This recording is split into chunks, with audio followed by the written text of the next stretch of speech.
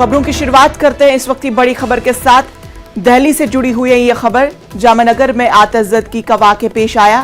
Electric motor parking में लगी आग, ई रिक्शा जलकर खाकिस्तर, गाड़ियों को पहुंचा नुकसान। तो बड़ी खबर आतशज़दगी के ताल्लुक से, जहां जामनगर में आतशज़दगी का वाक़या पेश आया। इलेक्ट्रिक मोटर पार्किंग में आग लग गई, ई रिक्शा जलकर खाकिस्तर हो गए, गाड़ियों को नुकसान पहुंचा। तो बड़ी खबर दिल्ली के जामनगर से जुड़ी हुई, जहां पर आतशज़दगी का वाक़या पेश आया, जिसके दौरान ई रिक्शा जलकर खाकिस्तर हो गए और कई गाड़ियों को नुकसान भी पहुंचा।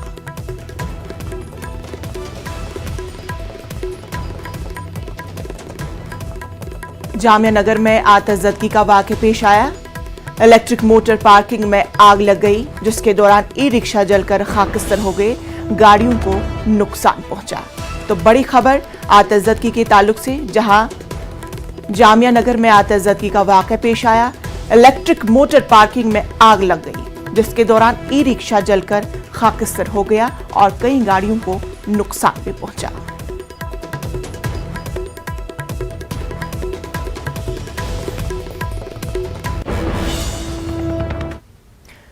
सालाना नुहाता खीर भवानी मेला आज है। हर साल यहाँ मेले के मौके पर काफी रौनक और भीड़ रहती थी, मगर रवां बरस काफी कम तादाद में अकीदतमंद पहुंचे हैं। हजारों की तादाद में कश्मीरी पंडित माता रागनी देवी या माता खीर भवानी के मंदिर पर हाजिरी देते थे और मकामी मुसलमान भी उनका बेसब्री से इंतजार करते हैं। मगर इस साल सूरत हाल इसके बरक्स है। टारगेट किलिंग्स के बाद खौफ और डर के माहौल से अकीदतमंदों की काफी कम आमद है। जिला इंतजामिया ने मेले के सिलसिले में सिक्योरिटी समेत तमाम दीगर इंतजाम किए हैं। मैं मिलिटेंसी के बाद लगातार 30 साल यहाँ आया हूँ इस खीर भवानी के मेले पर, जबकि यहाँ पर कोई नहीं था। यहाँ पर सिर्फ वो गुल मोहम्मद रहा करता था, जो वही पूजा वगैरह करता था।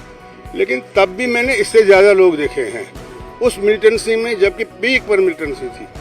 उस पीक मिलिटेंसी के बाद हालात थोड़े थोड़े नॉर्मल होते रहे, तो ये मेला बढ़ता रहा और इतना बढ़ गया कि पिछले साल हमने यहाँ पर 3 दिन का हवन किया। हमारा एक कार्यालय है, विजयेश्वर पंचांग कार्यालय, जो कि हम हवन वगैरह करते हैं।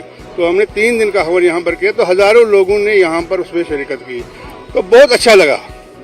लेकिन इस साल देखकर ऐसा लग रहा है कि पिछले 30 सालों के बजाय आज मिलिटेंसी है। आज का माहौल यहाँ खराब है, क्योंकि है ही नहीं कोई। मैंने किसी को नहीं देखा कि जो जम्मू से आया हो, यात्रा में आया हो। यहाँ पर कुछ गिने चुने लोग हैं, 100-200 लोग हैं। इनमें से 150 लोग बाहर का है, 200 लोग CRP के हैं, उसके हैं। मतलब ऐसा लगता है, क्योंकि माहौल। इस पूरे मामले पर हमारे साथ बात करने के लिए बराह रास्त हमारे साथ जुड़ चुके हैं जावेद। जानना चाहेंगे अभी की सूरत हाल, किस तरह से अकीदतमंदों की आमद है? जी इंशाअल्लाह, अभी जो सूरत हाल यहाँ पे है, अकीदतमंद तो यहाँ पे है, लेकिन तादाद बहुत कम है अभी भी। और जो कल तक कयास आराया की जाती थी कि अकीदतमंद कल आएंगे, तो आज वो उसका जो शुबा वो दूर हो गया और अकीदतमंद बिल्कुल यहाँ पे बहुत कम है बनस्बत जो पहले यहाँ पे हुआ करते थे। लेकिन जो मजहबी रसूमात है वो बदस्तूर जारी है यहाँ पे, और यहाँ पे जो मेला है अभी जारी है। जी इंशाअल्लाह। तो जानना चाहेंगे कि अभी के सिक्योरिटी के किस तरह से बंदोबस्त किए गए हैं, क्योंकि जितने भी अकीदतमंद हैं उन्हें डर और खौफ है, इसी की वजह से वो वहां पे आने से डर रहे हैं। तो सिक्योरिटी का किस तरह से निजाम? जी देखिए, अब हमने यहाँ पे अकीदतमंदों से भी बात की, यहाँ पे वो बिल्कुल मुतमईन है जो यहाँ के सिक्योरिटी के इंतजाम है। और सिक्योरिटी के लिहाज से भी अगर देखा जाए तो सिक्योरिटी के पुख्ता इंतजाम किए गए यहाँ पे। इनफैक्ट 3 टायर सिक्योरिटी के इंतजाम किए गए, पुलिस हो, CRPF हो और बाकी जो सिक्योरिटी एजेंसीज है वो यहाँ पे तैनात है। जी जावेद, अगर आपके अगल बगल में कुछ अकीदतमंद मौजूद है तो उनसे बात करने की कोशिश करें। जानिए कि अभी किस तरह का माहौल वो वहां पे महसूस कर रहे हैं। जी अभी यहाँ पे कोई अगल बगल में है नहीं अभी, तो अभी थोड़ी देर में अगर कोई आ जाए तो मैं उनसे बात कर सकता हूँ। तो अभी यहाँ पे कोई है नहीं यहाँ पे। तो चलिए जावेद, आप इस अहम खबर पर अपनी नजर बनाए रखें। फिलहाल तफसीलात के लिए आपका बेहद शुक्रिया। यहाँ पे हमने कुछ श्रद्धालु जो है उनके साथ बात की, क्योंकि मैं भी यहाँ पे पिछले 12 वर्षों से ये कवर करते आ रहा हूँ। तो जो संख्या यहाँ पे हजारों की तादाद में होते थे, आपको पता होगा कि रिसेंटली जो टारगेट किलिंग्स हुई, खौफ हिरास का माहौल पैदा हुआ है यहाँ पे। तो गवर्नमेंट क्या कर रही है जो वो खौफ बाहर निकालने के लिए, उसके बारे में बताइए। देखिए, लोगों को ये समझना चाहिए कि टारगेट किलिंग्स जो हो रही है ये हर एक की हो रही है। जो भी नेशनलिस्ट फोर्सेस हैं उनकी टारगेट किलिंग हो रही है। जहां 4 कश्मीरी पंडित, 4 हिंदू, वहां 20 कश्मीरी मुसलमान भी टारगेट किलिंग उनकी भी हो रही है। उस सैफुल्लाह का क्या कसूर था जिस सैफुल्लाह के बच्ची साथ में थी और बच्ची को भी गोली लगी और वो पुलिस कांस्टेबल भी मर गया। उस ठक्कर का क्या कसूर था? वो बच्चे को छोड़ने स्कूल गया था, स्कूल से बस में जब उसको छोड़ा वापस मुड़ा तो उसको गोली चली गई। राहुल भट्ट की भी हत्या हुई है। अभी विजय कुमार जो बैंक मैनेजर था उसकी भी हत्या हुई है। टारगेट किलिंग एक साजिश, सोची समझी चाल है। इतना बड़ा विकास जो जम्मू कश्मीर में हो रहा है 370 हटने के बाद, और उसके बाद ये एक नया इन्होंने एक डिजाइन शुरू किया है और ये टारगेट किलिंग का लोगों में खौफ पैदा हो। हम सरकार को, यहाँ की एलजी एडमिनिस्ट्रेशन से ये रिक्वेस्ट करते हैं, उनको ये कहते हैं कि इसको कर्ब करें, इसको खत्म करें। और मुझे पूरा विश्वास है जिस प्रकार से हमारी सेना, हमारी पुलिस, हमारी पैरामिलिट्री फोर्सेस लगी हुई है, ये दौर भी बहुत थोड़ा सा दौर है। बौखलाहट आई है उन टेररिस्ट ऑर्गेनाइजेशन में, उस बौखलाहट में ये काम कर रहे हैं। ये काम भी बहुत लंबा नहीं चलेगा, लेकिन हम सबको मिलकर, वो हिंदू हो, वो यहाँ का मुसलमान हो, हम सबको इसको मिलकर सामना करना पड़ेगा। आपकी ईएमआई महंगी होने वाली है। आरबीआई ने मुसलसल दूसरे महीने रेपो रेट बढ़ाने का फैसला किया है। आरबीआई ने रेपो रेट को 4.40 से बढ़ाकर 4.90% कर दिया है। आरबीआई के गवर्नर शक्तिकांत दास ने यह ऐलान आरबीआई की मॉनिटरिंग पॉलिसी मीटिंग के बाद किया। आरबीआई के इस फैसले के बाद होम लोन से लेकर कार लोन और एजुकेशन लोन महंगा होना यकीनी है। दूसरी तरफ जिन्होंने पहले ही होम लोन लिया है उनकी ईएमआई मजीद महंगी हो जाएगी।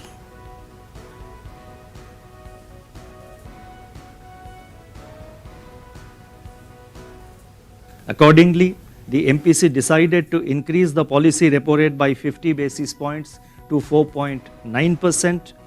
The MPC also decided to remain focused on withdrawal of accommodation to ensure that inflation remains within the target going forward while supporting growth. It may be noted in this context that the repo rate still remains below its pre-pandemic level. I would now like to provide an assessment, a more detailed assessment of growth and inflation. And first, I would like to take up growth. According to the provisional estimates released by the National Statistical Office, that is NSO, on May 31st, India's gross domestic product, that is GDP growth, in 21-22 is estimated at 8.7%. This level of real GDP in 21-22 has exceeded the pre-pandemic, that is the 2019-20 level. On the supply side, major categories also surpassed the 2019-20 level. UP में गुस्साखाना tweet करने पर BJP leader की गिरफ्तारी अमल में लाई गई है। Kanpur police ने हर्षित श्रीवास्तव को गिरफ्तार किया। मुतनाज़ा ट्वीट के बाद पुलिस ने केस दर्ज किया था। पुलिस का कहना है कि अमन को बिगाड़ने वाले किसी भी शख्स को बख्शा नहीं जाएगा। कानपुर पुलिस ने अब तक 54 मुलजमीन को गिरफ्तार किया है।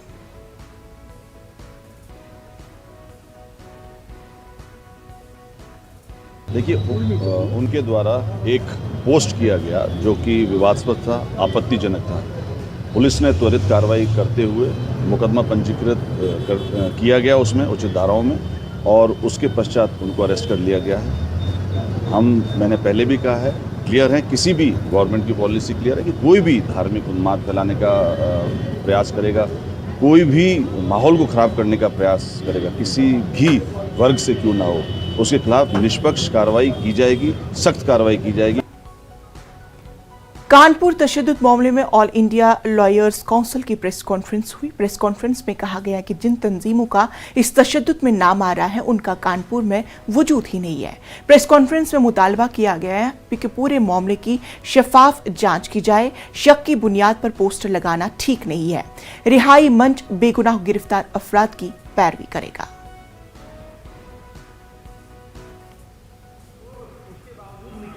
उस एडिशनल फोर्स के अलावा चूंकि वीवीआईपी मोस्ट वीवीआईपीज शहर में थे, तो इंटेलिजेंसिया भी रहता है, स्टेट का भी रहता है, लोकल रहता है और सेंट्रल का भी रहता है। ये जो पूरा इशू है, इसको जिस तरीके से करने की कोशिश की गई और इसको हिंदू मुस्लिम किया गया, देश के अंदर महंगाई पे बात नहीं हो रही है, बेरोजगारी पे बात नहीं हो रही है, दूसरे दीगर सवाल हैं जो लोगों से जुड़े हुए हैं, शिक्षा के हैं, स्वास्थ्य के हैं, इन पे बात नहीं हो रही है और देश बहुत खराब हालात से गुजर रहा है। इस तरीके के जो फिरका परस्ती के मामले हैं, इनको उठा के लोगों का ध्यान उधर से हटाया जाता है। पूरे मामले पर अब जो कार्रवाई हो रही है उस पर सवाल उठ रहे हैं, इस पर आप? जी, हमारा ये मानना है कि अगर उसके ऊपर सवाल उठ रहे हैं और पुलिस ने खुद ही एफआईआर की है और वही उसका इन्वेस्टिगेशन कर रही है, तो मिनिमम इसको ऑनरेबल हाई कोर्ट के सिटिंग जस्टिस की निगरानी में एसआईटी बनाई जाए और इंडिपेंडेंट एजेंसी के जरिए इसका इन्वेस्टिगेशन। ये एक चीज। दूसरी चीज, जिस तरीके से पोस्टर लगाना और ये जो हुआ है और नामों को आगे ऐसे उल्लेख करना और उसके अंदर बहुत से माइनर बच्चे दिखाई दे रहे हैं, फोटो में लगता है कि उनकी काफ़ी उम्र है। ये प्रक्रिया, अगर मैं कहूँ कि क्रिमिनलाइजेशन की प्रक्रिया नहीं है, तो कम से कम सोशल साइंस के अंदर हम एक बात ये ज़रूर कहेंगे कि ये उनके नागरिक सम्मान के विरुद्ध है।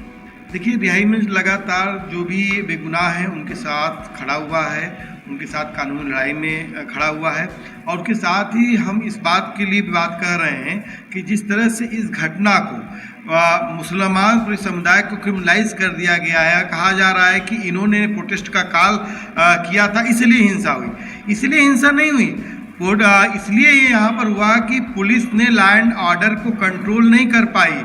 यहाँ पर जो सरकार के खिलाफ सरकार से जो मांग थी जो है उसको जो है नुपुर सुरमा के खिलाफ कार्रवाई हो, उनकी गिरफ्तारी हो, उसको यहाँ पर हिंदू मुस्लिम बना दिया गया।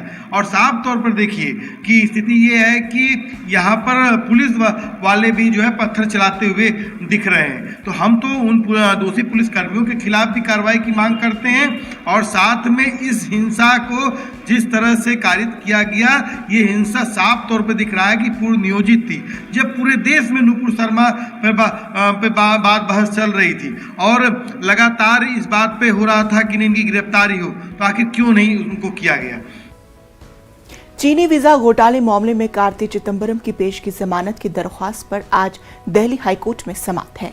कार्ति चिदंबरम ने इन्फोर्समेंट डायरेक्टोरेट के जरिए मुबैना चीनी वीजा घोटाले के सिलसिले में दर्ज मुकदमे में पेश की जमानत की दरख्वास्त दायर की है। इससे पहले ट्रायल कोर्ट ने मामले को संगीन करार देते हुए कार्ति चिदंबरम की पेश की जमानत की दरख्वास्त मुस्तरद कर दी थी। एनफोर्समेंट डायरेक्टोरेट ने 2001 में चीनी शहरियों को 263 वीजा जारी करने के सिलसिले में कार्ति चिदंबरम और 3 दीगर के खिलाफ मनी लॉन्ड्रिंग केस में मुकदमा दर्ज किया है। नाजरीन, इसी के साथ वक्त हुआ छोटे से वक्फे का। मजीद खबरों के लिए बने रहे न्यूज़ 18 उर्दू के साथ। इस न्यूज हेडलाइंस के प्रायोजक पेट सफा आयुर्वेदिक चूर्ण। पेट सफा हर रोग दफा।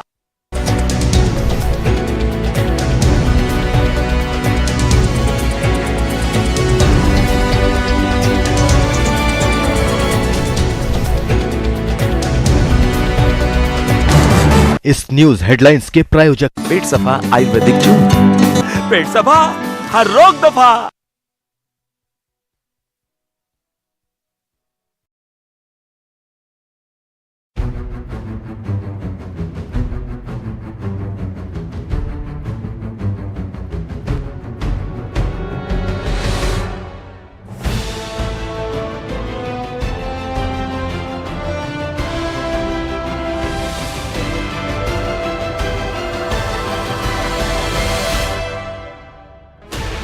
$16 channels, 15 languages, 26 states, 1,200 plus reporters, 66.9 crore viewers. India's largest news network, News 18 Network.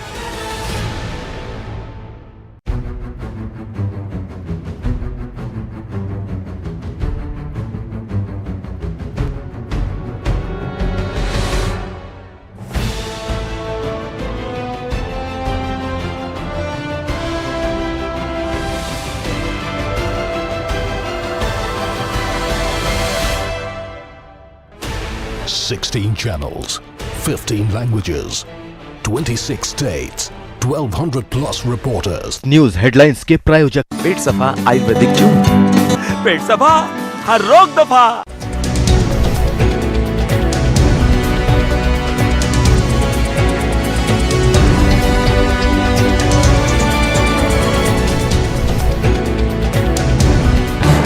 इस न्यूज हेडलाइंस के प्रायोजक पेट सफा आयुर्वेदिक जून। पेट सफा हर रोग दफा। ब्रेक के बाद इस्तकबाल। अब बात करते हैं मध्य प्रदेश की, जहां सुप्रीम कोर्ट के अहकाम के बाद स्टेट इलेक्शन कमीशन के जरिए बल्दियाती इंतखाबात की तारीखों का ऐलान तो कर दिया, लेकिन इंतखाबात में टिकट को लेकर अब बीजेपी और कांग्रेस में सियासी घमासान जारी है। दोनों ही पार्टियों में मेयर और काउंसलर ओहदे के लिए बेहतर उम्मीदवार को लेकर जहां मंथन का दौर जारी है, वहीं राजधानी भोपाल में टिकट के दावेदार कांग्रेसी कारकुनान के बीच मारपीट और जूते चप्पल चलने पर बीजेपी ने कांग्रेस को तनकीद का निशाना बनाया। बीजेपी की तनकीद पर कांग्रेस ने इसे अपने दामन में झांकने का मशवरा दिया।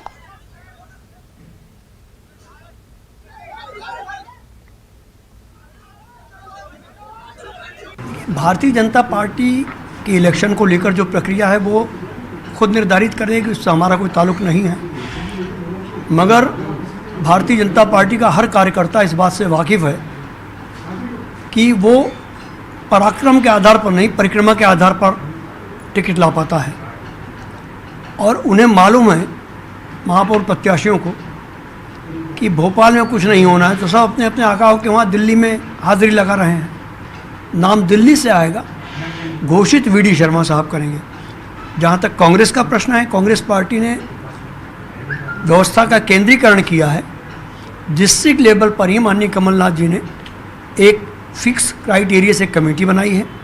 वो कमेटी उन क्षेत्रों में जाकर उम्मीदवारों की लोकप्रियता का अध्ययन करेगी। स्थानीय स्तर पर ही सिंगल नाम, कोई पैनल नहीं आएगी। जहां विवाद होगा वहां पैनल आएगी, अन्यथा सिंगल नाम पार्टी नेतृत्व के पास आएंगे।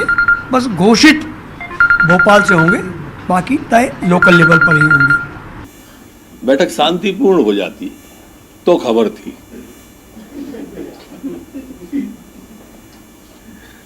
ये तो उनकी नेट प्रैक्टिस है जो चुनाव के पहले होती है। वो चुनाव के पहले कर रहे हैं, ये उनकी एक संस्कृति का अंग है। इसके माध्यम से वो आपके बीच, जनता के बीच आते हैं। पूरे मामले पर हमारे साथ बात करने के लिए हमारे नुमाइंदे भोपाल से जुड़ चुके हैं मेहताब आलम। मेहताब आलम, ये बताएगा कि बल्दियाती इंतखाबात की तारीखों का ऐलान तो कर दिया गया, लेकिन टिकटों को लेकर अब सियासी पारा जो है मजीद चढ़ता ही जा रहा है।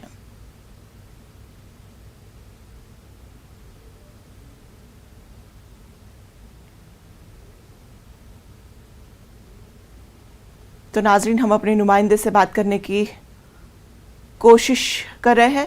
मेहताब आलम, आपसे जानना चाहेंगे कि बल्दियाती इंतखाबात की तारीखों का ऐलान तो कर दिया गया, लेकिन टिकटों को लेकर जो सियासी पारा है वो मजीद बढ़ता नजर आ रहा है। इंशाअल्लाह की वजह यह है कि 2 साल की ताखीर के बाद, सुप्रीम कोर्ट के काम के बाद इंतखाबात हो रहे हैं और सभी लोग जो है खिदमत के नाम पर उसका सिला चाहते हैं। चाहे भारतीय जनता पार्टी हो या कांग्रेस, दोनों के बीच में खास मुकाबला है। लेकिन दोनों ही पार्टियों की अगर बात करें तो वहाँ पे हेड ऑफिस पर जो है जो उम्मीदवार टिकट के हैं उनकी जो है भीड़ जमा हुई है। दोनों पार्टियों के लोग ये चाहते हैं कि उनको नुमाइंदगी मिले, लेकिन नुमाइंदगी तो किसी एक को दी जाएगी और जाहिर सी बात है पार्टी के अलावा बाकी लोग आजाद उम्मीदवार के तौर पर लड़ सकते हैं। तो कांग्रेस की अगर बात करें तो कांग्रेस में कुछ ज्यादा ही दिखाई दे रहा है और हम देखते हैं कि वहां पर जूते चप्पल तक भी चलेंगे। उसी वजह से भारतीय जनता पार्टी और कांग्रेस के बीच में हमें एक जो है सियासत भी दिखाई देने रही है। दोनों एक दूसरे पर तनकीद का निशाना भी बना रहे हैं, लेकिन 11 तारीख से जो इसका अमल शुरू होगा पर्चा नामजदगी भरने का, तब देखा जाएगा कि पार्टियां किसको अपना उम्मीदवार बनाती हैं। बिल्कुल मेहताब आलम, अब 11 तारीख को ही ये तमाम मामला जो है वो साफ हो जाएगा। फिलहाल तफसीलात के लिए आपका शुक्रिया। शराबबंदी को लेकर उमा भारती एक बार फिर सरगर्म हो गई है। उमा भारती भोपाल के होशंगाबाद रोड पर शराब की दुकान के बाहर कुर्सी लगाकर बैठ गई। उन्होंने कहा कि अगर शराबबंदी नहीं की गई तो नतीजा बहुत खतरनाक होगा। कि उसको शराब से संतुष्टि नहीं होती, उसको और ज्यादा नशा चाहिए होता है, तो वो शराब छोड़ करके नशे पे आ जाता है जो बहुत घातक होता है और फिर वो अपने आप को नष्ट कर लेता है। ये मध्य प्रदेश भी उसी रोड में पे आने वाला है अगर हमने इसको तुरंत जोर से दम लगा करके नहीं किया। इसमें एक साथ कई चीजें संकट में है, खाली महिलाएं संकट में नहीं है, घरों में बच्चे संकट में हैं, लड़कियां संकट में हैं, पढ़ नहीं पाएंगी क्योंकि बाप शराब में पैसा फूंक देगा। लखनऊ में एक दर्दनाक वाक़या पेश आया। पबजी गेम खेलने से रोकने पर नाबालिग लड़के ने अपनी ही मां का गोली मारकर कत्ल कर दिया। फौज में तैनात बाप के लाइसेंस पिस्तौल से लड़के ने इस वारदात को अंजाम दे दिया। बेटे ने मां की लाश को 2 दिन तक घर में ही छुपाए रखा और लाश को तेजाब से जलाने की कोशिश भी की। घर से बदबू आने पर पड़ोसियों ने पुलिस को इत्तला दी। मुलजिम लड़का सोशल मीडिया और गेम खेलने का आदी बताया जा रहा है। पुलिस ने मुलजिम बेटे को हिरासत में ले लिया है। मौके पर पुलिस पहुंचती है, फोरेंसिक टीम पहुंचती है, छानबीन होती है, पूछताछ होती है मौके पर। जो स्थिति क्लियर होती है वहां से पूछताछ के बाद जो पता चलता है वहां पर जो इनका जो एक बेटा था जिसकी उम्र लगभग 16 साल है, नाबालिग है, बाद में पता चलता है कि उसने ही इस घटना को अंजाम दिया है। कैसे मारा उसने और क्यों मारा, क्या वजह रही? जो अभी जो प्रिलिमिनरी जो इन्वेस्टिगेशन है हमारी, जो पूछताछ, उससे पता चला है कि ये लड़का जो है ये पबजी गेम का ये एडिक्ट था और इसकी माँ इसको गेम खेलने से रोकती थी, जिससे क्षुब्ध होकर के इसने इस घटना को अंजाम दिया है।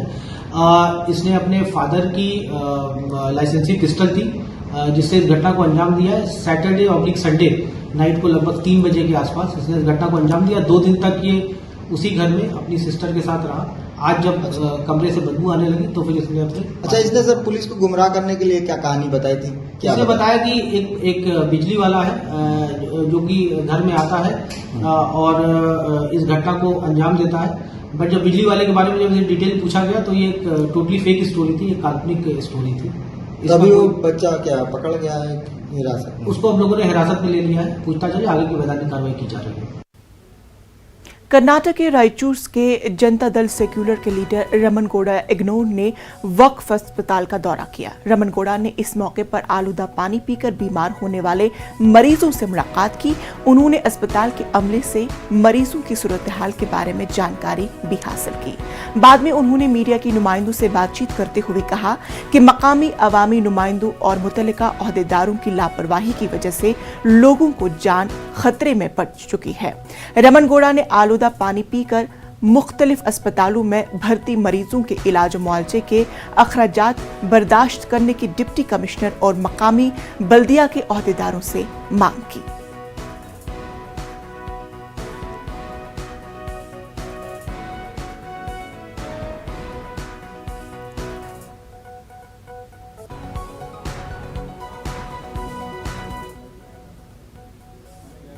ये पूरे हालत क्या खराब हो गया ना रायचूर सिटी के अंदर। पूरा 50% रायचूर सिटी के अंदर ये रामपुर पानी का पील रहे। इस सब का इलाज का ये खर्चा है ना सब डीसी साहब और कंसल्टिंग कमिश्नर साहब ने इसका जिम्मेदार लेना। पूरे हॉस्पिटल को उन टीम का फिरना, फिर के ये कौन कौन प्रॉब्लम है, कैसा हालत में, उन सबको देख लेके उसका पूरा इलाज का खर्चा देना। उनका मेंटेनेंस को भी कौन इलाज में पड़ा है उनको 5 लाख रुपए देने के लिए हमारा ये डिमांड है। 3 महीने का वक्त गुजर चुका, लेकिन रूस और यूक्रेन के बीच जंग खत्म होने का कोई नाम नहीं ले रहा है। रूस और यूक्रेन के दरमियान हमले और मज़ाहमती कार्रवाई का सिलसिला जारी है। यूक्रेन के सदर ज़ेलेंस्की ने जंग के दौरान 31,000 से ज्यादा रूसी फौजियों को हलाक करने का दावा किया।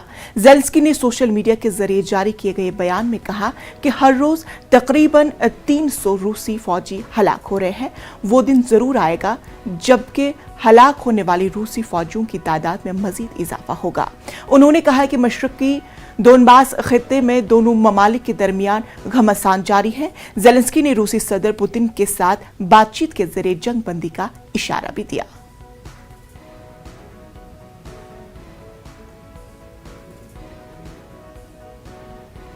नाज़रीन, खबरों में फिलहाल इतना ही। मुझे दीजिए इजाजत, लेकिन आप देखिए न्यूज़ 18 उर्दू। इस न्यूज हेडलाइंस